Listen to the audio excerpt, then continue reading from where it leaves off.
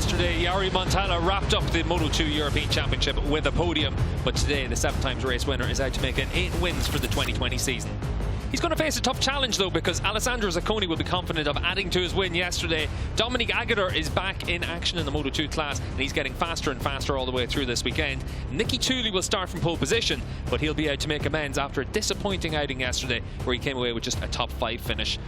The Moto2 class is just about to get underway here in Valencia. 7 wins from 10 races have made Yari Montella the 2020 Moto2 European champion, but today he's out to reassert himself after being outclassed by Alessandro Zacconi in the opening race of the weekend. The Italians finished first and second, but it was Zacconi that was the real star turn. Behind them, Dominique Aguirre rolled back the years to finish on the podium on his CEV debut.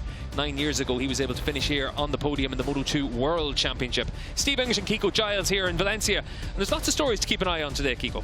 There really is. You know that we've got a whole load of championship fights to go. Yes, the title is wrapped up, but that second place is far from convincing for Nicky Tuuli. He has got to hold off Alessandro Zacconi here today if he wants to finish runner-up. Of course, Yari Montella is already champion, and he did it with style. A second place finish yesterday was all it took. Yeah, we're going to get the chance to see exactly what happened yesterday here in Valencia. Is it going to be something that we're going to foreshadow for today? Here's yesterday's action. Nicky Tuuli was going from his first actual qualified pole of the season. He got a good launch, but it was Yari Montella who let the brakes off down into this tricky first turn here at Valencia. The left-hander went to the Italian. Alessandro Zacconi was up from 6th to 1st, and it was an impressive ride from the Italian, who stalked his fellow compatriot at the front as soon as he got past Nicky Tuuli. Montella led with great confidence. He had a small gap at the start, and as the team watched on, he hoped he could take the title. Dominique Aguirre passed Nicky Tuuli with the fin going backwards with some sort of issue. He just simply did not have the race pace to match Montella. There was long lap penalties for Xavi Cardelus, but the Andorran did fight back, as we'll see very, very soon. He came on very strong. In the last few laps, it was Zacconi who decided to demote Montella and spoil the Italian's party as he went in search of his 3rd victory from his last 4 races. But Montella just needed to finish ahead of Tuuli, and that was all but confirmed. Late in the race, there was a big incident between Toledo and Aldeguer as they both fought for stock 600 supremacy, but nobody could keep up with Alessandro Zacconi on the rear wheel, celebrating in style for his 3rd win of the year, whilst Yari Montella became the first Italian to be CEV Moto2 champion in a spectacular day of action. They were celebrating on pit wall in Team Ciatti, and Montella is the new champion. Is he destined for a move up to Moto2 World Championship action next year? The stylish, flamboyant, charismatic Italian certainly hopes so. But what will he do today? Because this man has got all it takes for a 4th win in 5 races.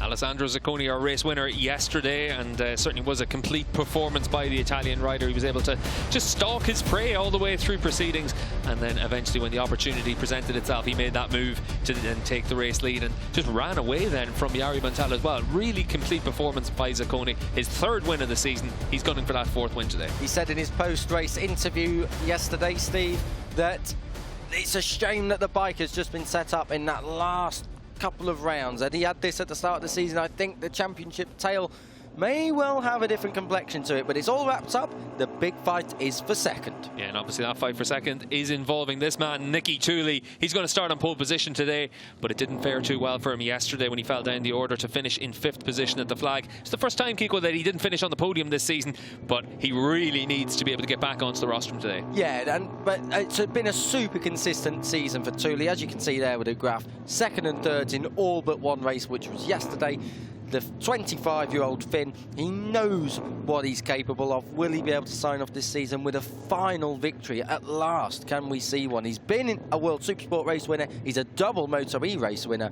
Can he do it? Special livery on that number 55 bike. Yeah, Yari Montella, our champion, with, as you said, Kiko, a special livery for this weekend. Gone is the colourful green bike of yesterday, and instead replaced by what you have to say is a very beautiful red speed up on the grid as well. Yari Montella was crowned the champion yesterday, but he was beaten to the flag by Alessandro Zacconi. Today, Kiko, he's going to try and make sure he can finish off the season on a high before what looks like a move to the World Championship next year. Staggering consistency all season, Steve.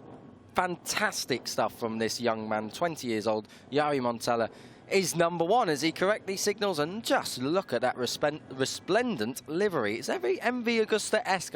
Maybe that's an omen for next season. Who knows? There is a former MV rider on this grid, of course, Dominique Aguirre. He's going to want to make sure that he's able to get through to the front of this field as well. Aguirre from the second row of the grid could well be a bit of a spoiler in yesterday's race, though we didn't really get to see what Lucas Tulovic could do. Tulovic, with lots of experience in the Moto3 class, he's been racing Moto2 machines for 5 years, and Tulovic in yesterday's race had to retire with a mechanical issue. He opened the season with a podium in Estoril. He's going to try and make sure he finishes the season in a similar vein.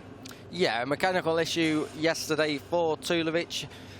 Third on the grid. We thought he might be able to nab a podium. He looked that way. He was third when he did retire. He'd already disposed of Thule and Agata, but Tulovic having to retire that number 3 Calix. A great shame for the German, but he will be eager to bounce back today. Another rider quite keen to bounce back will be Xavi Cardelus. Yesterday we saw Cardelus had to take a long lap penalty, and that's what really relegated him down the field, losing a few seconds, then brought him out of that leading group really, and having to then fight through the field. But for Cardelus, he's been able to have podiums in this class, but he's still chasing that first Moto2 race victory. Yeah, and that surprises me a little bit, using his World Championship experience from the past few years across an array of motorcycles as well. So Cardelus maybe not living up to the high expectations that we set for him at the start of this season, but he goes from 4th, and that's crucial here at Valencia. Yeah, he's just in front of this man, Dominique Aguirre, on the grid. Aguirre, of course, a former Moto2 World Championship race winner. He won the German Grand Prix in 2014 at Sachsenring. He's won 2 Moto2 races this year, but this is the first time that we've seen him in CEV Moto2 action. Yesterday he was able to come away with a top 5 finish. He was able to finish in the podium spots. Today he's going to want to go one better than that. He's going to want to make sure he's able to fight it for the race victory. We saw Aguirre get faster and faster as the race progressed yesterday, and certainly you'd expect to see more of the same from him today. This man, Alessandro Zacconi, he'll settle for more of the same from yesterday, because he was able to win yesterday's race. He stalked down Yari Montella all the way through that race and then came through to win, and Kiko, really was a very impressive and complete performance. He's in fine form, is Alessandro Zacconi. 3 wins in the last 4 races, looking to make it 4 from 5. Back to Agata, top of morning warm-up, so that was impressive. Will he be able to convert that pace from this morning? Obviously track temperature was a little bit lower, ambient temperature a little bit lower again, so the variables have changed, but it was this temperature yesterday and Aguirre came on just fine. Yeah, Aguirre was strong all the way through that race, got stronger and stronger, and his pace was actually where he was setting pretty much his fastest laps of the race in the closing lap, so he's able to manage that tyre very well. And another rider that was doing a pretty good job in yesterday's race was Adam Nord, and he was able to come away with an 8th place finish. You can see there, that's been pretty much where he's been all the way through the course of this season so far. He's been a consistent runner pretty much every round. Peaks of 5th at the start of the season, is only top 5 in the class this season. A little bit disappointing again. Like Cardelus, you expect a little bit more from someone ex-World Championship. He's not really made a step this year. Like you say, Steve, he's been constant. He's been 8th place all the way through. This man, though, Kemint Kubo, he's always fun in action. Yeah, Kem Kubo, of course, the 21-year-old Thai rider, and yesterday he was in the middle of a pretty big scrap that also included some of the stock 600 runners. But what we've seen from Kubo through the course of this season is that he's been able to qualify very well. He's been able to have good results over the course of the second half of this season. Obviously missed the opening rounds, but he's been able to be a regular top 5 runner. It's the first time he's off the front row since he joined the class at Jerez earlier on this season. So Kubo obviously got that qualifying down to a T in the past races, but he always comes through. As did this guy. This is Pierre-Paul Boonler, the 9th on the grid, the number 26. He's 16th in the championship. But again, one to keep an eye on is the 21-year-old. Yeah, and for Boonler, of course, another Thai rider in the field, and he was beaten to the line by Hada and Norodin yesterday en route to finishing in a 9th position. Just behind them on the grid is our leading stock 600 rider as well, Firmin Aldegier, and a last lap crash relegated him him down the field, but he's been fast all the way through this weekend and all the way through this season as well. And he's trying to make sure he's able to battle it out for that top stock 600 runner in the course of the season. And he's been pretty much that guy all the way through this season, Kiko, qualifying inside the top 10. Very impressive. He's been very, very impressive. He's actually led the championship all the way up to Aragon when Alex Toledo took over because Aldegier crashed early on. There's the fan club here supporting him from track side. Obviously they're part of the team at getting a perfect view of this wonderful Valencia circuit from the terraces. The grid is just clearing. This man, this is number 23. No, it's not Ryoichi Kiyanari. It is Tiger Harder. Now, he's qualified down in 11th, but we have seen so many times, including yesterday, he has got great race pace and he can pick his way through at a moment's notice. Yeah, had able to come through the finish inside the top 10 yesterday. He's been able to have top 5 finishes through the course of this season as well. But it was a top 5 finish yesterday for this man, Nicky Tooley, that ended up basically being the nail in his championship coffin. He wasn't able to keep himself in contention, but it was the first time this season where he'd finished off the podium. He starts from pole position now for the Moto2 race here in Valencia, a 19-lap race.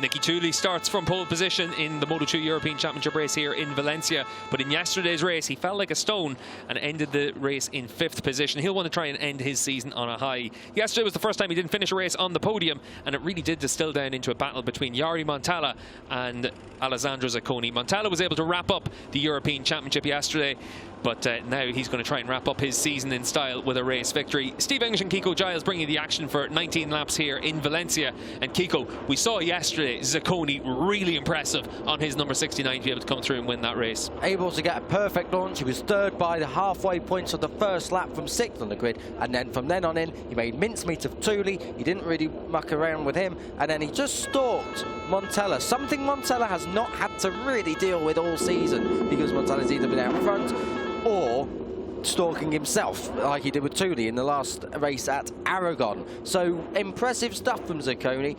He'll make some tiny tweaks. If you stand still in this business, you go backwards, but he will be making tiny refining points on his motorcycle to give him a bit more of an edge today. Montella, he is the champion. He'll want to go out with a victory. How do you stalk yourself, Kiko? Is that just you keep looking at yourself in the mirror? Well, you've got great hair. Maybe no one else is going to stalk me, let's be honest. For Yari Montella, though, on that number 55 machine, he's going to have a big challenge today because Dominique Aguirre on the 77 is looking very strong this weekend. He led the morning warm-up. He finished on the podium yesterday. This is his debut weekend in the CEV Moto2 Championship, but he's got plenty of Moto2 World Championship experience, including winning the 2014 German Grand Prix at the Sachsenring. Kiko, for the Moto2 class, where are the key overtaking opportunities? This is one of them. Turn 2, let the brakes off in here. We've seen many a pass at this corner. Turn 1's good as well. You can get it jammed down the inside, but not really on the first lap. It's a little bit of a tight squeeze, but turn 1's perfect for setting up that turn 2 move. We've just come through turn 4. You can get it through there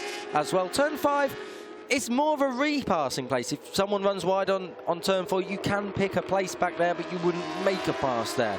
Turn 6, as we see Britain's Sam Wilford just come through, the number 35, as he peels through turn 6. This is the championship standings, but that's more or less academic. Besides 2nd and 3rd, it's 4 points between them. We'll talk about that in the race. Turn 7, it's not really a passing place, but that is turn 8, as you can see demonstrated by our stock 600 runners on this first lap.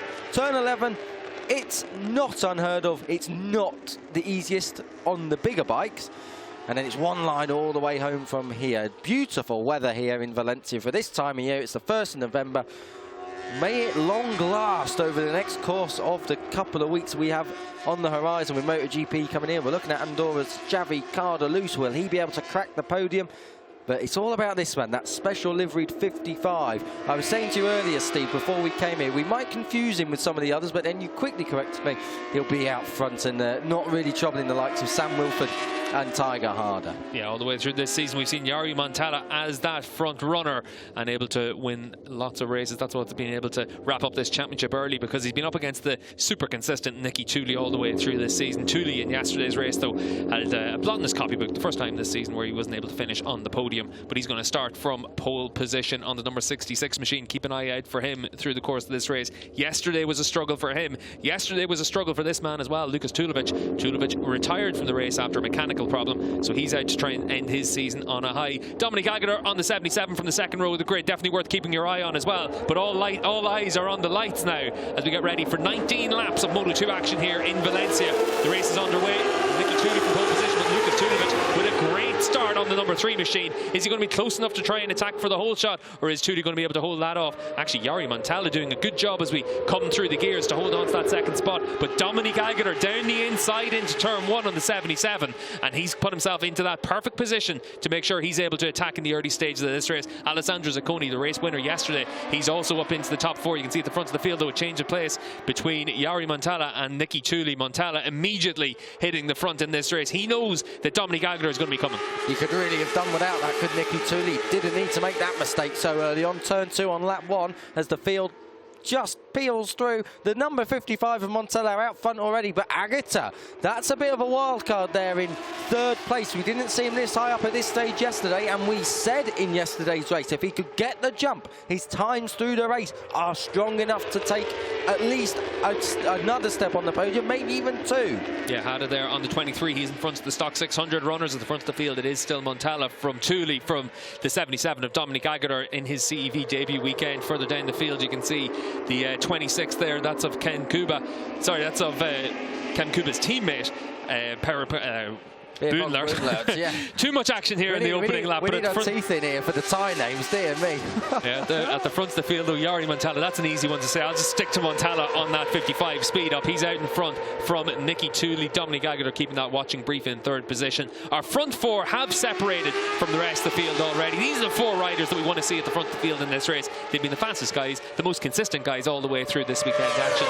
And for Nicky Tuuli, maybe he's able to make amends for what happened in yesterday's race where he fell down to 5th position. Tuuli in 2nd spot, but under pressure there from Dominique Aguirre. A little bit of a slide on the entry to the corner as he comes down the gears. One rider's ran Kubo off right as well there. Looks like Kubo. And for Dominique Aguirre, though, down the inside into turn 2. And now he puts himself up into P2. And Kiko, he's going to be trying to make sure he can make an immediate impact here on Yari Montella. He wants to lay down the gauntlet. He is the ex-Grand Prix star, of course, so he wants to make everyone aware of who he is in terms of on track. He's not lost any of his ability, so Aguirre is going to be here for the long run, I'm sure. Whether or not Montella will fight back, whether or not Tuuli will fight back, we're yet to see. There are 18 laps to go. Already a second separating 4th from 5th. 4th position is yesterday's race winner Alessandro Zacconi on the number 61, the white Calax bike, and then behind that is Lucas Tulivic, and Tulivic running in 5th position. Yesterday he retired from the race, so he's trying to at least finish the season with some points. He got a great start as well, Steve. I don't quite understand what happened. He got a good first phase. He might have been a bit tentative on the brakes into turn 1, and he just got pushed around. So Tulivic, I'm not quite sure. Shout out for 6th place, though. Adam Norridin, that's as good as we've seen him. His best result of the year is 5th, and if he can carry on like that, he might match it. Out front, Montella's starting to try and break away. Not sure whether that's just the speed up working really well in this long left-handed corner. Down into turn 14, Aguirre closing back up on the 9-volt Intact Junior SIC team machine. 3rd is Tuuli, 4th is Zacconi. There's Zacconi, he's got that slipstream on Tuuli last time around. Tuuli left himself open for attack in the open couple of corners. Let's see if Zacconi's going to be close enough to try and get the drive, get the speed through turn 1 and attack down in towards turn 2. Looks like Zacconi is going to be close enough, but is he going to be brave enough in the early stages of this race, try and force it down the inside? He is. He makes Tuuli stand that bike up, so suddenly yesterday's race winner has moved up into 3rd position. We saw Tuuli in yesterday's race fall down the order from pole position, didn't have the pace over the course of a 19-lap race, but Alessandro Zacconi certainly did. He wants to make sure he's able to go with 2 race leaders, Yari Montella and Dominique Aguirre. The speed up and a Calax out in front. And Kiko, there is a big difference between these bikes as well in the Moto2 class. There really is, and it depends on how you ride them as well. The Calax in the Moto2 class has always been the bike of choice. The speed up, it works well at only some tracks or in a small operating window, and obviously Montella's team have worked very, very hard over the course of last season. Coming into this season, they've almost virtually been untouchable, whereas the Calax has normally been the kind of bike that you can get on and ride, and it doesn't take too much sorting out, as we see 3 of the top 4 bikes are Calaxes. So coming into this last sector, this is where we see Montella really work this speed up. The longer bite of this speed up works well in the longer corners, and you can see instantly there as he asks for the back. Oh dear near me. Who's gone down there?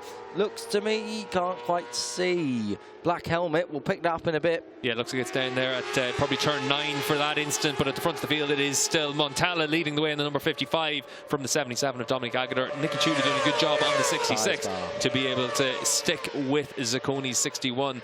But already we're seeing that this leading 4 are starting to fragment a little bit as well, and that's where it's really important for Zacconi to be able to close back up. As you said, though, Nico Kaisba out of this race, and we'll get a replay of that now, Kiko. Let's have a look what happened. What turn 10? He's out on a wide one. Where is he going now? Has he gone already? Are we going to see him coming into the shot? Wow, over the top. Almost holds it. Wow, Randy Momola style, and then he has to bail out as he goes to the beach. But unlucky there for Kaisba. He'll be back hopefully next year and try and improve on that, but disastrous end to his season. At the front, no, this is tight. The 55 versus the 77. It's getting very, very tasty now. Is Aguirre close enough? Not at the moment. He's not able to make a move, not unless it's the biggest lunge in motorcycle racing history, but he has set the fastest lap of the race, and that's very crucial at this time of the race. Yeah, no real need for Aguirre to try and assert himself at this stage of the race. We're only a few laps in, but this is where we just saw that crash as well for Nico, and very easy to have that through there as well. You saw that he was just trying to get in the gas early on his Yamaha R6, and just got caught out by that, but the front runners all able to make it through nice and cleanly through there. Zacconi, he is trying to close down that gap on Dominique Aguirre in front of him. It's around about 0.6 of a second. We'll see if Zacconi on this lap is able to close down by a few hundredths or a few tenths of a second, because it's going to be crucial for him to make sure that he's able to go with those race leaders, because Aguirre is the fastest rider out there right now. He's the rider that looks most comfortable, and he's definitely going to be the rider that's going to put pressure on Yari Montella. And even though Montella's been able to wrap up this championship, he's not had it all his own way this weekend. No, and he's not going to have it all his own way for the rest of the weekend. Interesting though, we said on the grid there's always a change as Tuuli sets the fastest lap of the race, 36.7. That's quite good. He's only 8 thousandths quicker than Zacconi, but those two were the fastest, marginally the fastest of the leading 4 on the last lap. We was talking on the grid. There is that opportunity to make some changes to try and improve your performance, and clearly Montella and Aguirre have done so. They have made us that we did not see this kind of performance from Aguirre at this stage of the race last time around, and maybe we did for Montella, but it was under more of a threat from Zacconi with 15 laps to go. Yeah, for Dominique Aguirre, his fastest lap in yesterday's race, pretty much the kind of pace we're running now in this Moto2 race, but he was setting that right at the end of the race. We know that he uses his tyre very well. We also know that the likes of Yari Montella yesterday had to be thinking in terms of that championship battle as well, and that's what was holding him back. Here's a replay of the start. This is a start, good start from Tuuli. Initial first phase is good. Montella tried to do what he did yesterday, let the brakes off, and you can see the number 3 here, Tulovic. Let's see what happens. Yeah, he's early on the brakes, and Aguirre comes storming up the inside as they all funnel through to the apex of turn 1. It's a very tricky corner. It's kind of fast, but you need to hold a good line. So Tulovic slots into 3rd. Does he make a mistake here? No, don't see anything as everyone follows through. Cardelouche, a terrible start. He was 4th on the grid. He looks like he's down in the battle for 9th there. He's only come back up to 7th out. So the Andorran is absolutely having a mare here at Valencia. Over the line, another lap ticked off. It is at the front, Montella ahead of Aguirre. Then it's Zacconi and Tuuli. No change in the top 4 or 5 really, because Tulovic is still there. Tulovic's lap times last time around, 37.2. Not really making any impact. He was 2 tenths slower than Tuuli on that last lap. Yeah, no surprise to see that the leading 4 still stretching their lead. 2 seconds, as you can see there, between Nicky Tuuli and Tulovic in 5th position.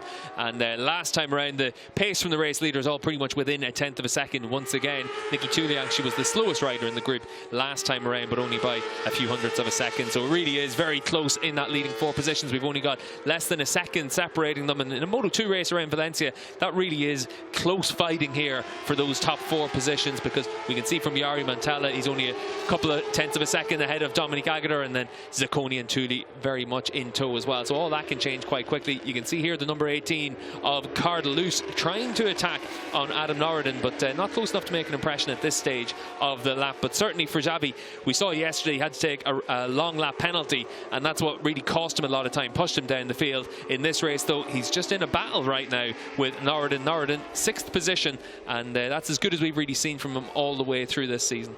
It really is. Like we said, he's a best of 5th. He's not really flourished, but he can match that here. And if there's any misdemeanors at the front of this field between the front 4, then he could be in the position to kind of pick up on that as well. It's kind of a bit of a stalemate at the moment. We've got a face-off going on. We've got not too much action happening at the front because everyone's just waiting. They're ticking the laps down, running their own race, not making anything too outlandish. Zacconi's looking, but it's a bit more of a dress rehearsal. He doesn't look committed at this time. Aguirre, 3/10 down on that last lap from Montella, but we've got so much time yet to go as Zacconi looks on the inside. Again, dress rehearsal. Yeah, face off. A little bit of a Nicolas Cagey race at the front of the field here for some of these riders. Yari Montella, though, he's trying to just stretch it out a little bit. He's edged away another few tenths of a second, and last time around, Alessandro Zacconi was able to see that was happening. That's why he's put in the fastest lap of the race, just to make sure that he's able to keep that pressure on Dominique Aguirre and keep the pressure on the race leader, Yari Montella. We know that Montella does this really well. We know that as a race progresses, he manages his tyre really well. He adapts well to the circumstances around him. He's been pretty much faultless all the way through this 2020 Moto2 Championship. But for Yari Montella, he's trying to make sure that he's relentless with his pace at the front of the field and just keeps that pressure on Dominique Aguirre. The gap around about 4/10 of a second now, so Aguirre's digging in and trying to make sure that he's able to keep himself within touching distance. Yeah, he's not dropped back at all. He's just, as we said, stalking Montella. He's just doing exactly what Zacconi did. And as we said yesterday, the problem for Montella with this kind of race is that he is the one being analysed. Everyone will know where he's strong. Aguirre, the same problem is for him, but this time with Zacconi, who's a place further back. They're looking at the rider in front, they're working out the weak points, they're working out the strong points, and they're using that so in the last 5 or 4 or 5 laps, they can really attack. And what are you seeing from Montella where they could try and attack him, or where he's giving up a little bit of ground? He's looking a little bit not confident into the penultimate sector around turn 8 in through 9 and 10. We're going to see a replay here. What is this? This is Montella, so you can see he's buried behind that screen, letting the brakes off, using all the road and more, banging it through the gears and chucking it into the first turn.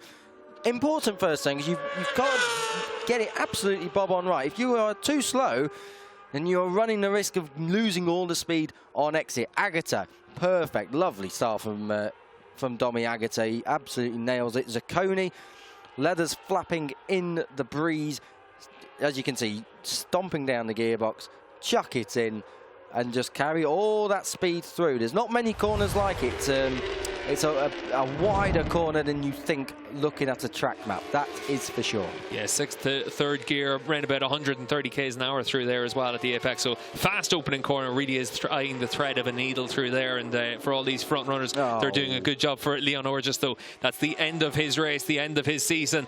And disappointment there for the stock 600 runner in the stock 600 class. Alex Toledo in 9th position, leading the way, and Firmin Aldegier just behind him, battling it out for a top 10. I think we're seeing the front three just start to edge away here, Steve. I'm not sure if Nicky Tuli's made a mistake while we've been looking at replays, but he's certainly lost some form of touch. It was 4/10 of a second across the line last time around. They're going to cross the line this time. 11 laps to go. What will it be? It was 0.4. Now it's 0.5. Yeah, he's lost a tenth on that lap, but it looks like it's spreading out, to be fair, between the front two as well. Yeah, Montella's breaking away. What's actually happening here is Zacconi is closing up on Dominique Aguirre, and Nicky Tuli's just keeping the same sort of pace as the race leader. The gap still a second separating the top four, but suddenly Aguirre is now under pressure from Zacconi, and Alessandro just trying to make sure he's able to close down that gap. This is the battle for 9th between our two stock 600 runners. The number 56 there of Alex Toledo leading from Firmin Aldegier. Aldegier, of course, 15-year-old kid, and he's been able to do a really good job in the stock 600 class all the way through this season. Yesterday, though, Kiko, we saw what happened between them out on track in that last lap. Yeah, these two, no love lost, that is for sure. Firmin Aldegier wiped out by Toledo, the number 56, just a little bit over exuberant into that turn we've just gone through, turn 6, tucked the front, wiped out Aldegier. Aldegier did manage to get back ahead, get back on the track and take a couple of points out of the lead. But at the moment, as it stands, Toledo's doing enough, although if he runs out any further to the berm, he'll be behind Aldegier. And then really, that wouldn't even be too bad for Aldegier. You know, he's leading, but Toledo is there behind him. Oh, he's running very deep there. He's there behind him, and that's all he needs to do is follow Aldegier home. It wouldn't impact the title at all. Brit watch for Sam Wilford, down in 13th at the moment, but a steady, sturdy ride. Yeah, and for these riders in the stock 600 class, what's the points gap between them coming into this final race of the year? Coming into this final round of the year, it was 6. Let me check what it is with the results from the last lap, but we'll look at the battle on track. Really, at this moment in time, it's definitely more than, I think it's about 4 points. So whilst we search at 4 points, if we take it at that, this does not make any difference. The top is 9 and 10. There's only 1 point between them. And Alex Toledo there just looked almost like he let Aldeguer through. Yeah, he's certainly not going to be letting them through too often. Aldeguer there on the run into turn 1, doing a good job using that slipstream and then making the move into turn 1. And he moves himself up into 9th position. Now, the gap between 8th position and 9th position is Hada in 8th position, has around about 3 seconds up the road. So these riders definitely battling it out amongst themselves for the Stock 600 honours. At the front of the field, though, once again, last time around, Yari Montella and Dominique Aguirre and Zacconi all very close together. Now Nicky Tuuli has been dropped. He lost half a second last time around. So as we move into the second half of the race, clearly he's starting to struggle for his tyre life, whereas all the front runners still lapping in those low 1 minute 37s. And Zacconi was actually the fastest rider in that group, the fastest rider on track, the only rider in the 1 minute 36s. Aldeguer is leading the Stock 600 Championship, back to that by 13 points overall. So it doesn't make any difference if Toledo finishes ahead of him, if Aldeguer finishes behind him. It's all academic. A top 4 will do it for him. So Aldeguer, yeah, I think he can breathe a sigh of relief, whereas at the front, Yari Montella certainly cannot, because he has got Dominique Aguirre and Alessandro Cerconi going all over him. Another lap ticked off. We're at half race distance now. We've just gone over half race distance, actually. Look at Aguirre's mudguard flapping there as they come into the braking area. Yeah, we saw that on the replay as well on the run into turn 1 for Aguirre. It's definitely not doing him any harm, though. He's not too concerned by it. The pace at the front of the field, Kiko, really is impressive. These riders still in the 1 minute 36s. This is much faster than we saw yesterday. The pace had already dropped off a few tenths of a second compared to this by the mid stage of the race. So really is good, consistent running from these 3 riders. And certainly for Yari Montella, we know what quality he has. He's been able to win the Moto2 Championship this year. We know what quality Dominique Aguirre has. He's been able to win 2 races in Moto E this year. He's a former Moto2 World Championship race winner as well. And we know that Alessandro Zacconi, when everything's all in a row for him, just how good he can be, because he came through to win yesterday's race. This, in the second half of the race, really should be a good battle between all 3 riders. Oh, Pierpont Boonlert's gone down, the number 26, where that looks like turn 2 for Boonlert. That is a disaster, because he has been looking pretty constant. He's looked strong at times this year. So Boonlert back to reconsider what his plan is for next year. But at the front, these 3 very, very tight together. Yeah, Boonlert was able to come away with a top 10 finish yesterday, and he was running inside the top 10 in 7th place when he had that crash. So disappointment for the Thai rider, but we've got a good battle at the front to at least mean that we've got something to focus on right now, and this really is a good scrap. You can see the 55 of Montella. He's out there on the speed up. Dominique Aguirre is out there on a Calyx. And then the 61 of Zacconi, the race winner yesterday, he's also out there on a Calyx. 3 very different bikes out there, and very different challenge for all these riders, because the big thing for the likes of Dominique Aguirre is that he's just trying to make sure that he's able to end his season on a high. This will be his last race of the year. We saw him in Moto2 World Championship action earlier in the year as a replacement rider on the NTS bike, but now for Dominique Aguirre, this is his real chance to remind everyone just how good he can be. Yeah, it's putting himself back in the shop window. Montella's going up to Moto2, we believe, next year. Agatha's been there and done it all before, and he's only 30. He's not very old at all in terms of motorcycle racing terms. He's probably in his optimum year between 27 and 32. So Agatha's got shelf life. And if he can just get on the right bike, we've seen him struggle on bikes that are just uncompetitive. If he can get on that right bike, get with a good team, Aguirre can be back in the top 10 all day long in Moto2. The problem is there's a lot of fast young riders, such as Yari Montella, eager to get rid of those kind of riders who've been stalwarts of the class before. Yeah, certainly for Dominique Aguirre, he came close to getting superbike rides as well. Obviously the Honda test rider in World SBK, and he's been looking at that as being a potential landing spot for the future for him at different times during his career. He's done well on big bikes in the past, obviously in the Endurance Championship in particular, but for Dominique Aguirre, it's just good to see the number 77 at the front of the field once again. And certainly with Aguirre in the Moto2 World Championship, he was a regular front runner at different times, lots of experience, well over 150 starts in the intermediate class, and he's been able to have podiums. He's been able to win a race in 2014, but it's just been tough for him over the course of the last few years. Moto2, obviously lots of changes last year with a new engine, but for Dominique Aguirre, he's back on the Honda 600 engine here that he knows so well, and back on a Calyx, and back very familiar for him on this bike, and familiar for him to be at the front of the field in Valencia. Of course, podium here in 2011 in the Moto2 World Championship. Yeah, and that was a crazy race. That was the last time, I think, in the Moto2 World Championship that the top 10 were all different nationalities. So absolutely, Dominique Aguirre, the Swiss rider there, absolutely on a mission to try and end his season on a high. This is the 5th place runner, Xavier Cardelus. So he's come back through the field. He had been running a little bit further down, but he's come back through, started 4th.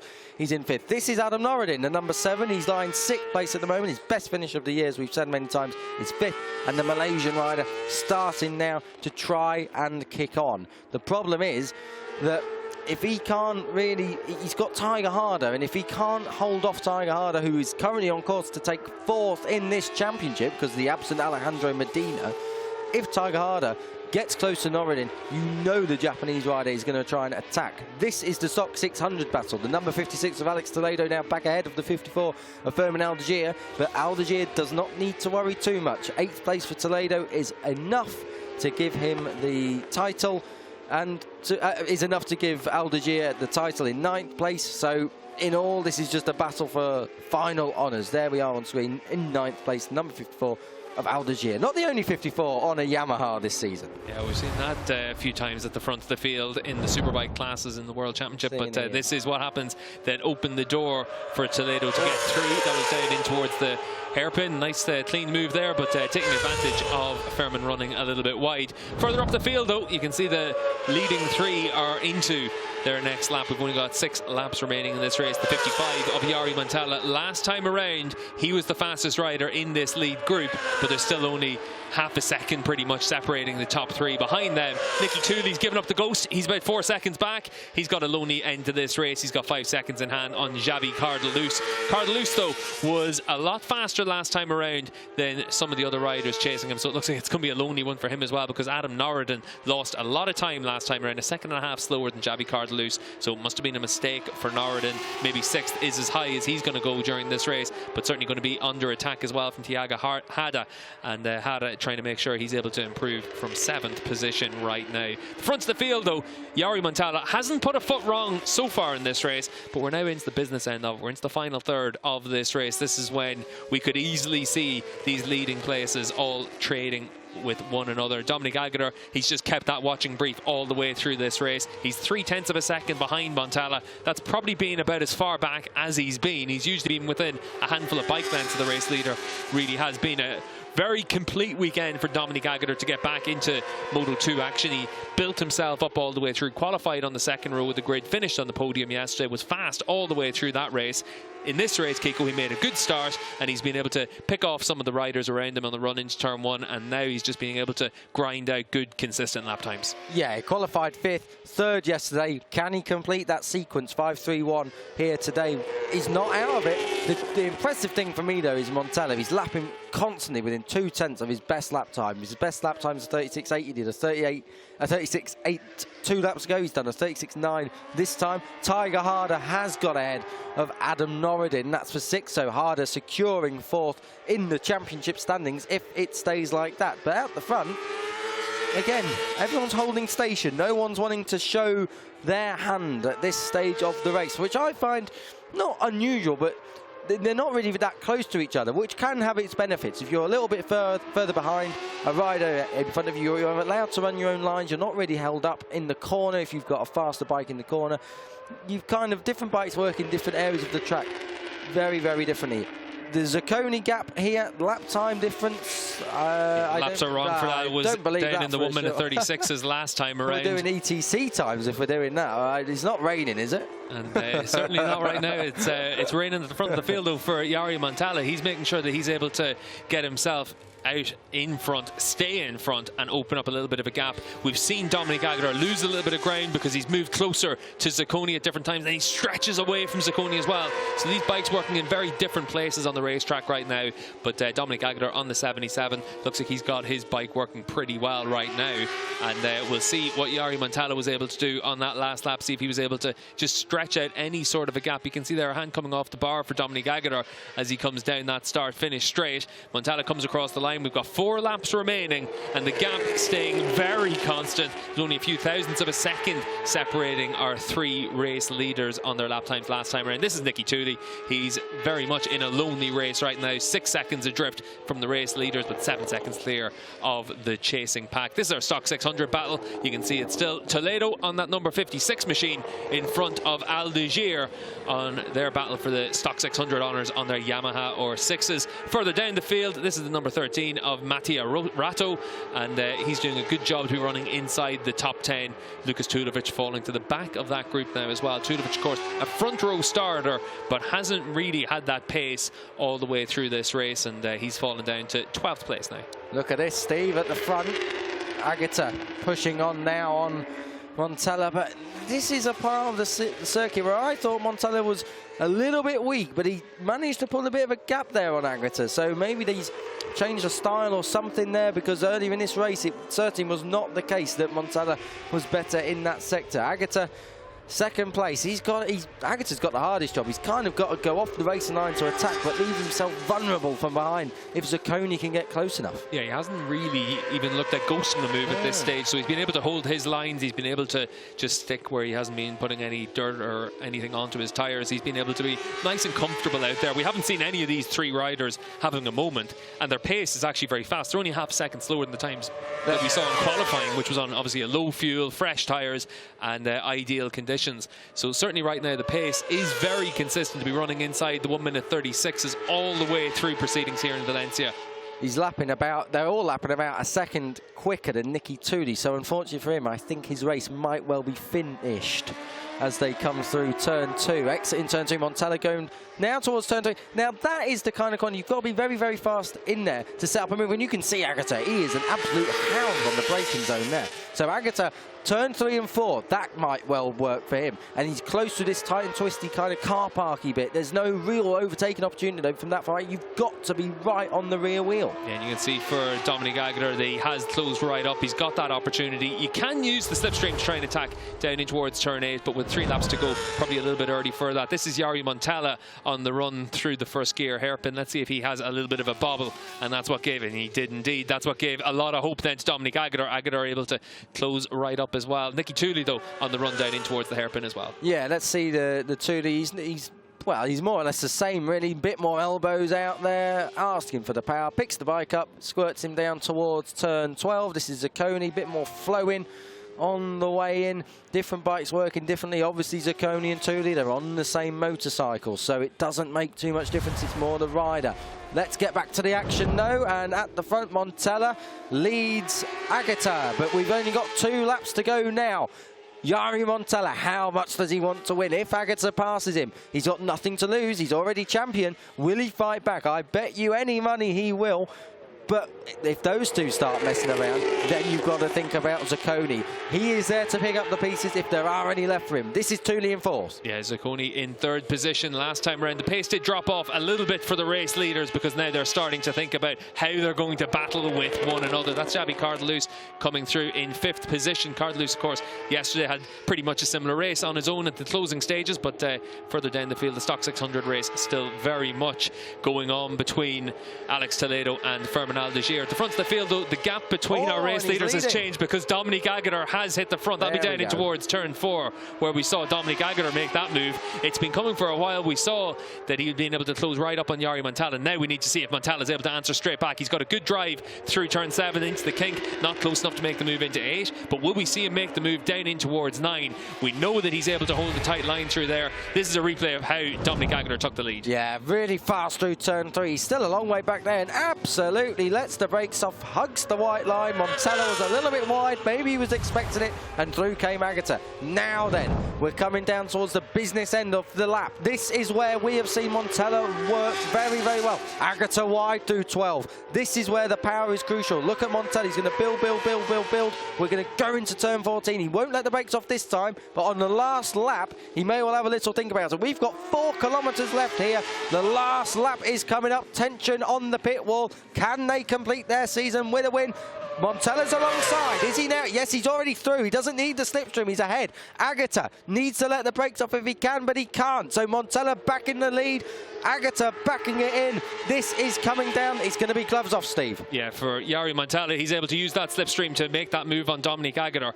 And Aguirre now, this is where he was really strong yesterday through turns, or last time around through turns 2 and 3. He was able to get close enough to Yari Montella. A bit of a slide there for Aguirre. He's not close enough this time. It's going to be down into turn 9. It's going to be down in towards the final corner for Dominique Aguirre to try and make that move, unless he's able to get a really good run down this back straight. But we saw last time around that Yari Montella on the exit of this corner, very strong from 6 down in towards 7 and 8. Looks like Aguirre is going to be too far back. Is Alessandro Zacconi going to be close enough to put the pressure on Dominique Aguirre instead? You can see at the front of the field that Yari Montella has stretched out enough of a lead. He's going to actually be pretty comfortable right now. Aguirre a little bit wide, but not wide enough to open the door for Zacconi. But Zacconi certainly now, he's going to feel that he's got a chance to try and make a move down in towards turn 9.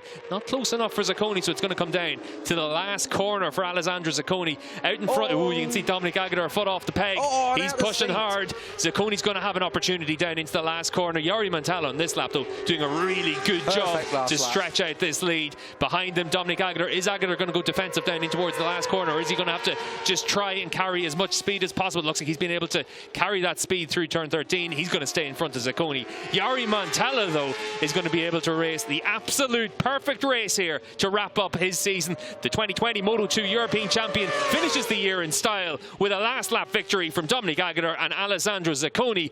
Nicky Tuli's going to come across the line in 4th position. Xavi Cardelus will be a lonely 5th position. Behind them, though, we'll wait for the likes of Hada and then the Stock 600 battle. Here is Toledo. He's behind. He tries to get down the inside. They contact last time around on the last lap in Valencia as well, and they've done it again this time. This time, though, Toledo able to keep himself upright, comes away with that Stock 600 victory. But Firmin Aldeguer, certainly he was not making those two fingers to say that he finished second in the Stock 600 class. He's furious with Alex Toledo.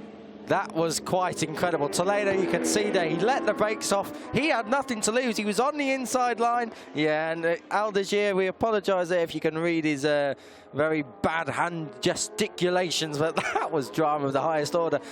The thing was, Toledo had nothing to lose. If Aldeguer did fall off, then Toledo's champion, and that's, I think it would have gone to a race direction. Now they finally shake hands as a gentleman's handshake, but that was close down there in the final corner. We have seen so many times lunges like that, and they do go wrong. But the number one going to be slapped straight on the front of that Yamaha R6. What does the future hold for Aldeguer? Will we see him in World Supersport very soon, I wonder? This is the replay of that move. Look at this, up the inside. He lets the brakes off. He's never going to make the corner. Front end tucking for Aldeguer. Somehow keeps it upright. He's absolutely fuming with Toledo, and so he may well be as well. Ignore the hand gesticulations. Toledo wins the battle, but Aldeguer wins the war. Yeah, Aldeguer able to come away with 8th at the flag, just behind Alex Toledo, but able to come away with the Stock 600 crown. And it really has been a good season from Firmin Aldeguer, only 15 years of age, and able to come away with the Stock 600 championship here in the Moto2 European Championship. But good season for him, and a great season for this man, Yari Montella. Montella able to come away with another race victory, his 8th of the season, and really it has been a perfect campaign from the number 55. He pats the fairing. He knows that his bike's done a good job. He knows he's done a good job as well. He took this race victory by half a second, and on that final lap of the race, he set his fastest lap of the race. Really complete stuff from Yari Montella, able to manage the race so well all the way through proceedings. When Dominique Aguirre hit the front on the penultimate lap, we didn't see any panic from Yari Montella. Instead, he was able to come through, use the slipstream in the running down in towards turn 1, and make sure that he was able to hit the front and then get his head down, time trial away from Aguirre until the flag. Aguirre able to come away with 2 podium finishes on his CEV Moto2 debut, and this 20 points, another good step for Aguirre to remind everyone just what he can do on a Moto2 bike. And hopefully we'll be able to see him in action in a class like this next season as well, because Aguirre still very much a class act, only 30 years of age, but a former Moto2 World Championship race winner, and he really did bring the fight to Yari Montella, and that's the good thing for Montella as well. We know what Dominique Aguirre is capable of, and he's been able to go toe-to-toe with Aguirre, and Montella came out on top, so that's a good indicator of the kind of future that Yari Montella has as well. Of course, for Montella, plenty of experience in the CEV Moto2 Championship, and looks very likely that he's going to make the step up to the Moto2 World Championship full-time next season as well. Aguirre there just talking to his team about that last lap. We saw that he had a bit of a slide on the run through turn 3. That lost him a little bit of momentum. Suddenly he had to go defensive against Alessandro Zacconi on the second half of the lap. But certainly for Dominique Aguirre to come away with a third and a second place finish shows that he's been able to adapt well to this bike. Of course, he knows these bikes very well from his World Championship experience, but last year he was running on that new Triumph engined 765 triple in the Moto2 World Championship, and to be back onto the Honda 600 engined machines here in the CEV Championship, he was able to do a good job to be able to get himself back into that contention. We're just seeing here on the timing screens as well, a long lap penalty has been given to Alex Toledo, so presumably he'll have to be served with that penalty at the opening race of next season. But for Toledo, he's still, as it stands right now, able to come away with 7th place at the flag here in front of Fermin Aldeguer, but he'll be given a penalty at his next race in this class. So bit of a strange one there, considering it's the last race of the season, but for Toledo, he's able to come away with the stock 600 race victory. That's Alessandro Zacconi down there. Zacconi, of course, our race winner yesterday, and now also able to come away with a podium finish here to close out his season. 3 race victories through the course of this year for Zacconi. Really has been a good season for him, and as we said earlier during the race, the big thing for him has just been that it took a little bit too long for him to really get the most out of that bike through the course of this season, but he certainly, whenever it's working, it's been working very well for him. But for this man, Yari Montella, it's been working really well all the way through the season. Last year, he was a rider that showed lots of potential, but also had some crashes while battling it out at the front of the field. This year, he's ironed out those mistakes. He's been able to pretty much rule this class with an iron fist, and he's been able to take his 8th victory of the season here in Valencia. Yesterday, he wrapped up the 2020 Moto2 European Championship. Today, he's been able to take the race victory by half a second from Dominique Aguirre. And you can see what it meant for Yari Montella. Yesterday he was talking about how much it meant for him to win the championship because it was on his grandfather's birthday. Today he can just celebrate this race victory for what it was, an almost perfect day at the office firm. We're going to get the opportunity to hear from our race winner and the 2020 Moto2 European champion, Yari Montella. He's down in Parc Ferme with Kiko. Yari Montella, welcome back to Parc Ferme, this time signing off with a victory and as champion. I'm really happy. This race, I think, was so stronger between the other race because I had Gerter always. I saw on blackboard +0, +0, +0. I said, oh fuck! But I pushed a lot, all laps, and now I'm here. I'm really, really happy. I will thank all my team, my family, everybody. And sorry for my English. Let's try in Italian. Sono veramente soddisfatto perché è stata forse la più dura di tutte le gare. E diciamo che perché leggevo sempre, avevo Gerter molto vicino, ogni giro leggevo +0, +0, +0, +0, +0. E ho spinto tutti i giri cercando di mantenere un ritmo costante e alla fine niente, siamo riusciti a vincerla questa gara. Ci tenevo molto a vincerla e voglio ringraziare tutta la squadra, la famiglia, Ezio, il manager, tutti. Well done. Grazie. See you soon. Dai.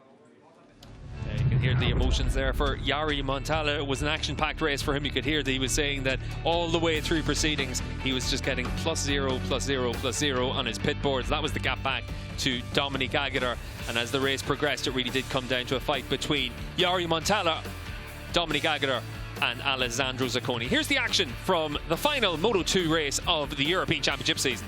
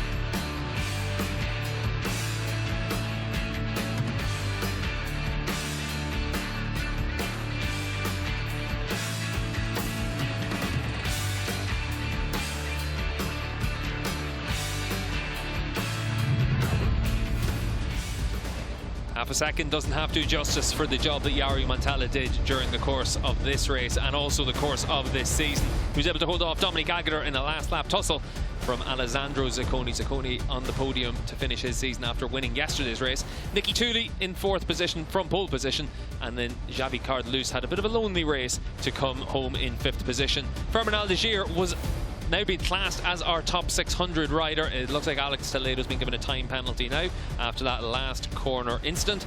Fenton Seabright in the Stock 600 class was our Stock 6 race winner yesterday. He comes across the line 15th for the final points paying position.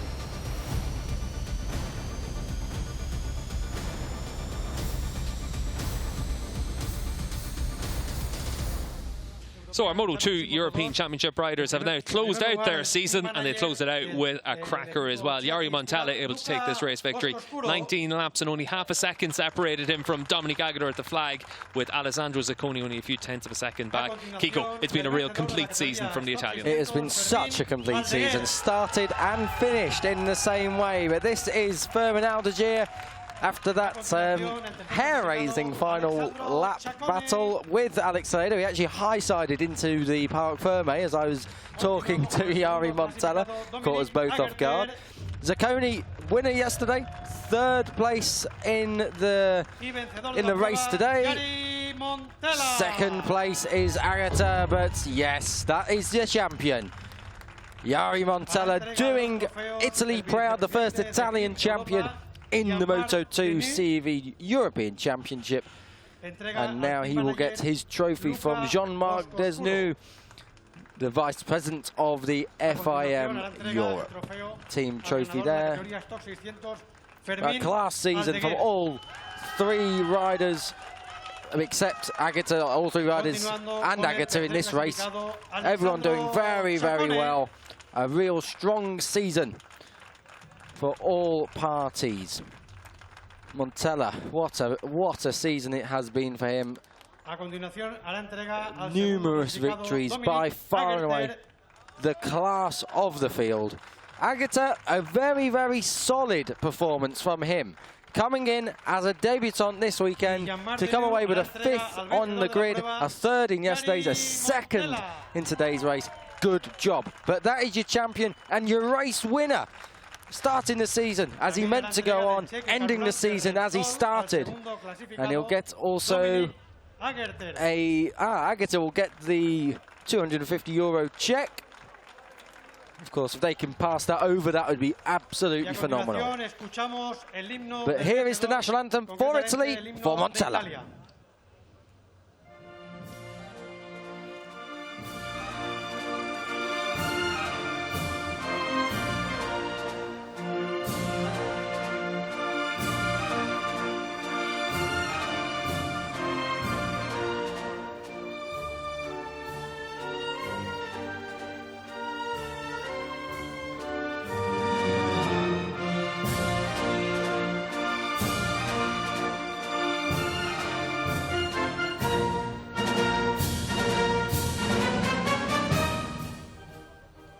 Yeah, we've heard that Italian national anthem quite a few times this season for Yari Montella. His 8th victory of the 2020 season. No wonder he's been able to wrap up the Moto2 European Championship.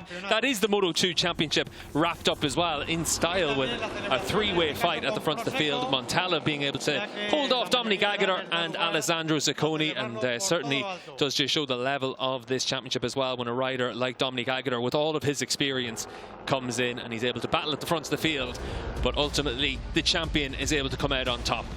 Yari Montella able to wrap up his championship by 44 points from Nicky Tuuli. Alessandro Zacconi a further point adrift, so just not quite able to take that 2nd spot in the championship standings. Alex Toledo was inside the top 10, our Stock 600 rider. And for Toledo, he was up against Fernand Aguirre for that championship, and ultimately came out pretty comfortably on top in that battle.